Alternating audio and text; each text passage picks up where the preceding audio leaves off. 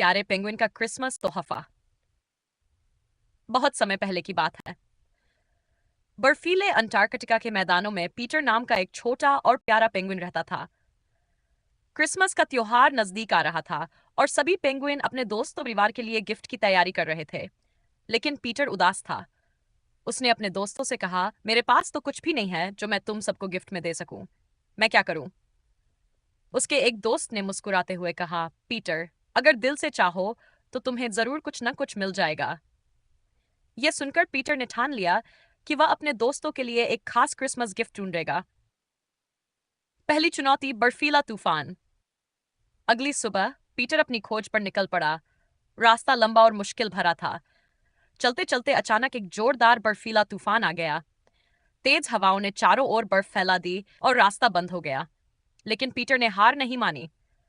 उसने धीरे धीरे बर्फ हटाई और रास्ता बनाकर आगे बढ़ा। वह ठंड और थकावट से लड़ते हुए तूफान को पार कर गया। दूसरी चुनौती, फिसलन भरी झील।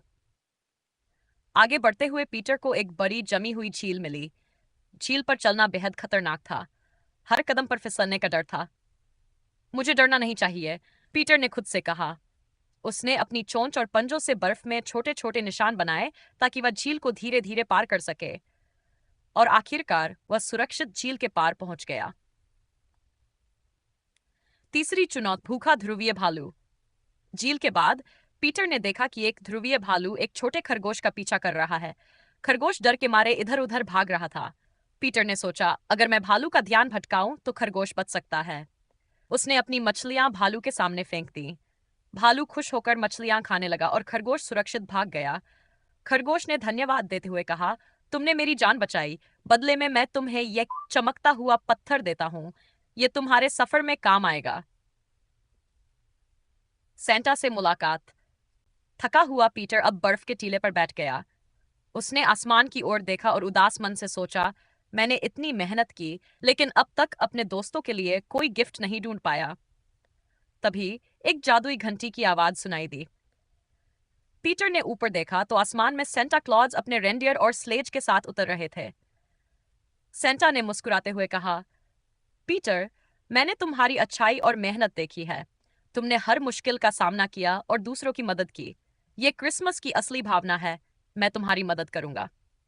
सेंटा ने अपने बैग से रंग बिरंगे गिफ्ट निकाले और पीटर को दिए। ये लो, इन्हें अपने दोस्तों को दे दो। ये तुम्हारी मेहनत और अच्छाई का इनाम है। दोस्तों की खुशी। क्रिसमस के दिन पीटर गांव लौट आया। उसने अपने दोस्तों को सेंटा द्वारा दिए गए गिफ्ट दिए। हर कोई गिफ्ट पाकर बेहद खुश हुआ। पीटर ने अपने सफर की कहानी सुनाई। सभी ने उसकी हिम्मत और अच्छाई की तारीफ की।